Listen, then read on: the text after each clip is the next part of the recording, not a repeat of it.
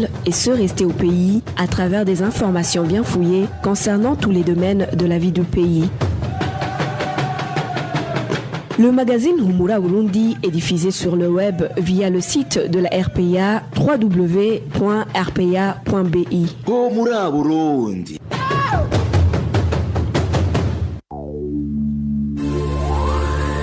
À la présentation, Émile Nibasumba. Bonsoir et bienvenue dans cette édition du 4 juin 2020. Voici d'abord les principaux titres. La Cour constitutionnelle vient de valider la victoire du parti au pouvoir au présidentiel et aux législatives.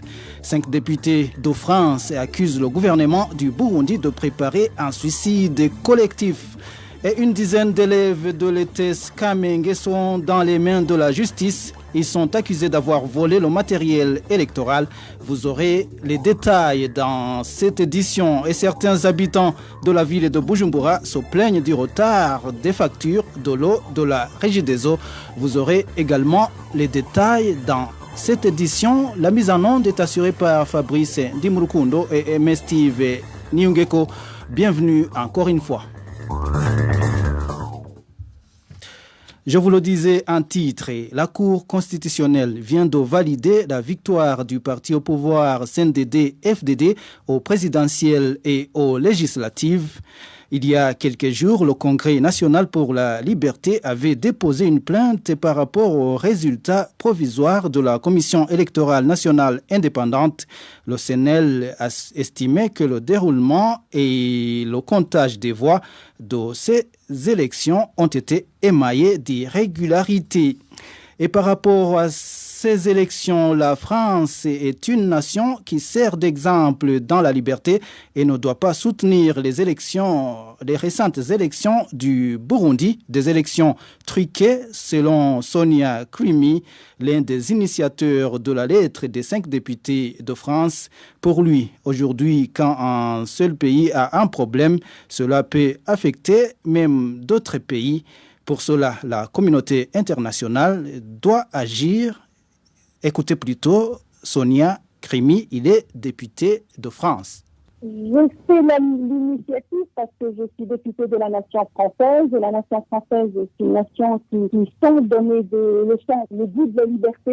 Je le vis depuis que je vis en France parce que la Tunisie aussi était sous une dictature policière. Elle n'était pas si atroce comme celle du Burundi, mais une dictature, monsieur, vous le savez plus que moi, c'est une dictature. Bon, je ne comprends toujours pas comment on peut empêcher des gens différents de penser qu'ils pensent ou comment on peut avoir des personnes encore en 2020 ou des dictateurs comme ce que vous avez en Burundi qui ne comprennent pas qu'en 2020 avec Internet, les réseaux sociaux ou autres, le monde entier se parle, le monde entier se compare. Et quand quelque chose touche un pays, il touchera le monde entier aujourd'hui. Ce que le président burundais est en train de faire, c'est un suicide collectif. Oui, mais moi, j'ai tenu aujourd'hui de prendre toute la liberté, de dire à notre ministre, d'abord une lettre ouverte à notre ministre des Affaires étrangères pour qu'il puisse, au-delà, qu'on ne félicite pas des élections truquées.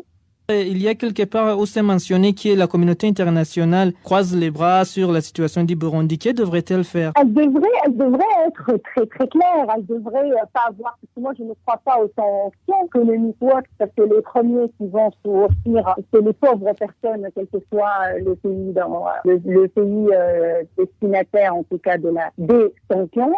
Mais je pense qu'il y a des pressions qui doivent être exercées. La députée Sonia Krimi répondait aux questions de notre confrère Walter Kwizera. Puisque nous parlons d'élections, 14 élèves de l'école technique secondaire de Bujumbura ont comparu en audience publique dans un dossier de flagrance. Et aujourd'hui, ils ont été interpellés lors des échauffourées survenus à cette école dans la nuit de ce mercredi. Les 14 élèves sont accusés d'avoir volé le matériel électoral qui avait été placé dans les locaux de l'ETS Kamenge. 2 autres élèves ont déjà pris le large et restent introuvables. Les détails avec Inès Gakiz. Tout a commencé vers 21h de la nuit dernière dans les enceintes de l'internat de l'école technique secondaire de Kamenge. Nos sources à l'ETS Kamenge disent qu'un groupe d'élèves a été vu en train de forcer les locaux où a été rangé le matériel électoral qui a été utilisé lors des dernières élections. Avant de passer à cet acte, les mêmes sources affirment que ces élèves ont d'abord blessé un des sentinelles qui était resté alors que les autres étaient partis. Même les policiers qui assuraient la garde de ces locaux n'étaient pas sur les lieux. Parmi les objets volés, des calculatrices, des postes de radio, des stylos et autres. Jusqu'à minuit de ce mercredi, c'était le désordre total dans tous les dortoirs de cette école. Des sources sur place disent que beaucoup de policiers, y compris des officiers de police judiciaire, se sont rendus sur les lieux la même nuit. Ces derniers ont immédiatement interpellé 14 élèves et les ont conduits au cachot de la police municipale, dite Bessère, vers 2h du matin. Ce jeudi, ces élèves ont donc comparu devant le tribunal de grande instance de Nahangwa. Ils ont été interrogés un en un. Nous reviendrons sur la décision qui sera prise dans nos éditions ultérieures. Et puisque nous parlons de justice, la division d'appel de la Cour de justice et de la communauté est-africaine a rejeté la contestation par le gouvernement du Burundi de l'élection du président de l'Assemblée législative de cette communauté. Selon la Cour, le gouvernement du Burundi n'a pas été capable de démontrer que cette élection a violé le traité de l'EAC et les règles de procédure de l'Assemblée législative de cette communauté. Après cette décision de la Cour de justice et de l'EAC, il n'y a aucun recours possible.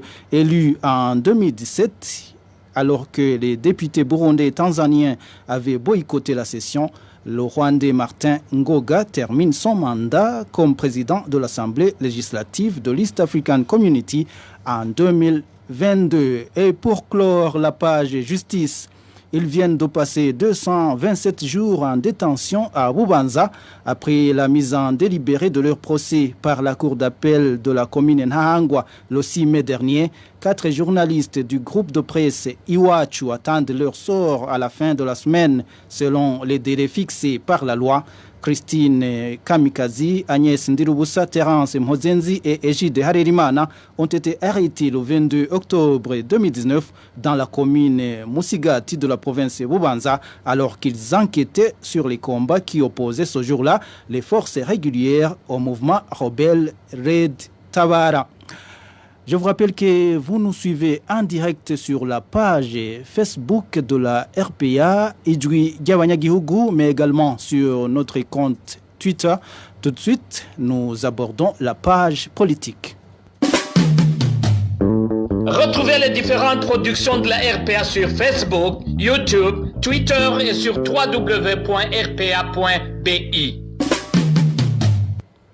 L'intolérance politique continue de s'observer en province Rumongue. Les commerçants des marchés situés dans cette province et en même temps militants du parti CNL sont souvent malmenés par des Imbonerakure du parti au pouvoir. Les plus visés seraient ceux qui ont joué le rôle de mandataires dans les récentes élections pour le compte du Congrès national pour la liberté. Reportage signé Rachel Kagissi. Ces commerçants ont commencé à être malmenés dès la fin des récentes élections du 20 mai 2020. Un des commerçants indique que les Imbonerakure de cette localité ne tolèrent pas toute personne ayant de près ou de loin des liens avec le parti CNL. Par exemple, au marché appelé Soko Porona, situé au quartier Swahili, ce sont les Imbonerakure dirigés par le nommé Peke qui sont les plus zélés. Toutes les personnes qui ont voté pour le CNL sont persécutées.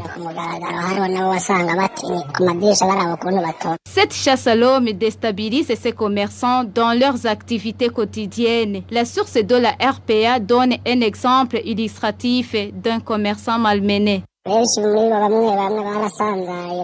Beaucoup ont déjà fui et attendent que les choses se normalisent. Par exemple, il y a un commerçant membre du parti CNL qui exerce au marché central de Rumongue et qui s'était fait élire. Le stand qu'il avait au marché central de Rumongue a été vandalisé. Il a alors pris par après la décision de déménager vers le marché de Mutambara sur la bifurcation des routes menant vers Bururi et Makamba. Mais ils l'ont poursuivi jusque-là. Ces commerçants demandent aux autorités habilitées de faire cesser ces persécutions afin qu'ils exercent leurs activités sans crainte. Contacté à ce propos, Juvenal Bigirimana, gouverneur de la province Rumongue, n'a pas décroché son téléphone. Parlons à présent des grognes des habitants des quartiers du nord de la ville de Bujumbura qui dénoncent le retard dans la distribution des factures de l'eau par la Régie des eaux. Ce retard cause des difficultés pour régler ces factures selon ces habitants qui demandent à la Régie des eaux de tout faire pour trouver solution à ce problème.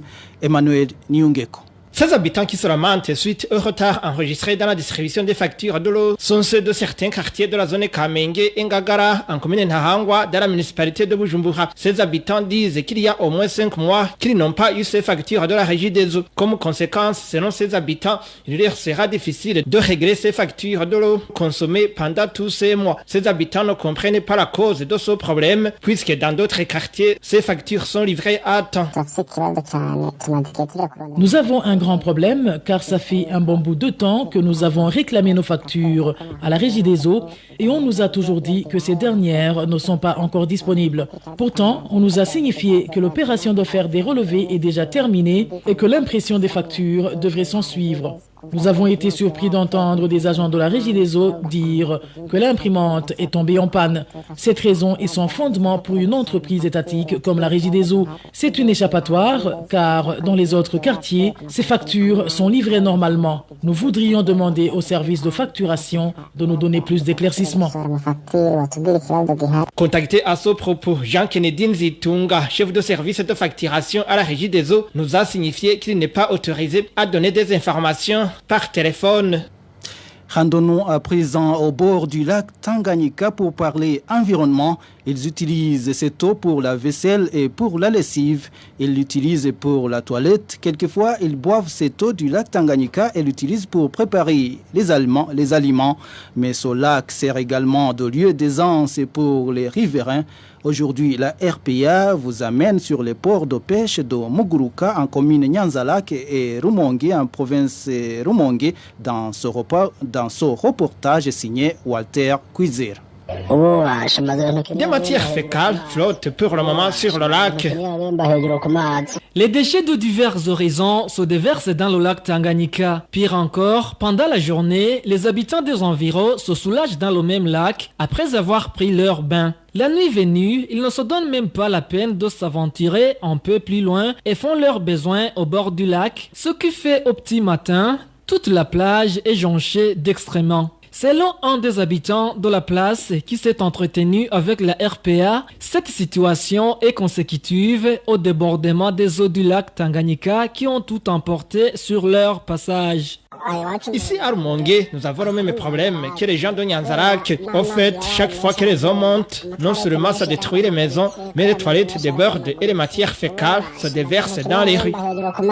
Ce qui est plus inquiétant, c'est que ces habitants cuisinent et font la vaisselle avec cette eau souillée. Plus grave encore, certains buvent directement cette eau sans même prendre la peine de la faire bouillir pour en tuer les microbes. Désespérés, les habitants de cette localité demandent au gouvernement de leur venir en aide avant qu'ils ne soient victimes des maladies des mains sales. Merci Walter Kwizera. Je vous rappelle que vous pouvez également recevoir le magazine Humura Burundi en nous envoyant un message sur notre WhatsApp, c'est le plus 49 151 294 16 348. Une courte pause et nous parlons de la prévention de la Covid-19. Humura Burundi. Les réfugiés burundais du camp de Nyarugusu qui vivent de la couture viennent d'obtenir un marché de la part de l'ONG DRC, lequel projet consiste à confectionner des masques de protection devant toucher plus de 200 000 shillings chacun. À la fin de ce travail, ces réfugiés se réjouissent car cela va non seulement les protéger contre la Covid-19, mais ça leur permettra également de subvenir à leurs besoins. Plus de détails avec Innocent Valentin Singirangabo.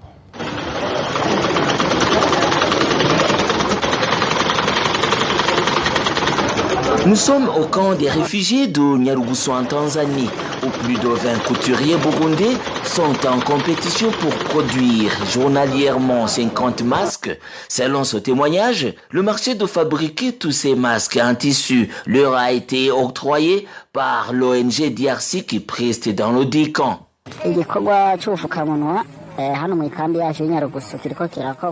Le travail de fabriquer les masques en tissu est en cours. Les tailleurs ont été sélectionnés parmi les réfugiés burundais qui exerçaient ce métier depuis longtemps. Le marché a été attribué par l'ONG DRC et chacun doit produire 50 masques par jour.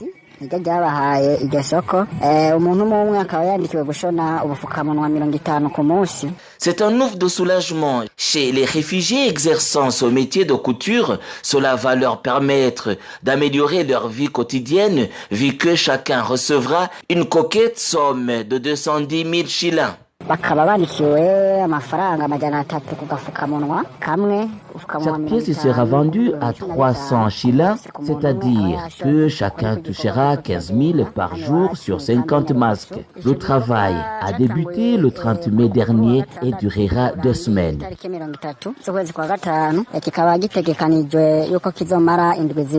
Les réfugiés burundais du camp de Nyarugusu saluent cette initiative de l'ONG DRC. Toutefois, ils demandent à cette ONG de leur procurer des bidons et des savons afin qu'ils puissent régulièrement se laver les mains et ainsi observer les gestes et barrières préconisés par l'OMS dans la lutte contre la Covid-19. Parlons toujours de la Covid-19 pour clôturer cette édition. Certains habitants du Burundi qui se sont entretenus avec la RPA parlent de la légèreté du côté du gouvernement car aucune mesure liée à la distanciation sociale ou au port des masques n'a jamais été prise jusque-là. Suivez ces habitants du Burundi. Pour moi, il n'y a aucun effort du gouvernement pour la protection des citoyens contre la pandémie coronavirus. J'ai même le petit effort que l'État a installé de dépistage des cas suspects fait par la commission du ministère de la Santé publique et de lutte contre le sida. On ne sait pas si c'est fonctionnel ou pas. Nous, les personnels de santé, nous avons reçu beaucoup de cas suspects, nous avons appelé le groupe d'intervention, mais en vain, jusqu'au rétablissement de certains cas. Mais au contraire, les autres sont décédés sans savoir si c'est Covid-19 ou autre pneumopathie dysphanéisante. Ce qui manque, c'est la volonté de l'État pour les bénéfices que je ne connais pas ou les profits cachés. Sinon, c'est les moyens, il y a les réseaux ONG comme l'OMS et autres, on ne fait que les renvoyer. On les devrait intervenir dans la lutte contre la pandémie. Vu comment le gouvernement est en train de combattre la Covid-19 ici à mairie de Bujumbura, on dirait qu'il ne fait rien du tout. Les églises et les marchés fonctionnent comme à l'accoutumée, les regroupements des gens ne sont pas interdits et la distanciation sociale sur les queues en attente de bus n'est pas respectée. Bien sûr que nous avons peur. Des morts suspectes surviennent ces derniers jours et on dit à des gens que c'est de la malaria. Nous, ce n'est que respecter les pauvres mesures du ministère de la Santé publique et de lutte contre le sida, de part et d'autre, laver les mains, porter des masques, mais ça ne suffit pas. On risque de rester toutes les pneumopathies dysphanéisantes, de peur de la contamination pour les gens de santé. Voilà, c'est par ces avis des Burundais sur la prévention de la Covid-19 dans le pays que nous mettons un point final au magazine Humura Burundi de ce 4 juin 2020. Merci à Fabrice Ndimurukundo et à MS Steve Niungeko pour leur collaboration technique. Merci également à vous tous qui nous avez suivis. Emile Basumba, je vous présentais ce journal. Au revoir. C'était le magazine Humura Burundi. Un magazine complet pour relier les Burundais en exil et ceux toujours au pays à travers une information de qualité.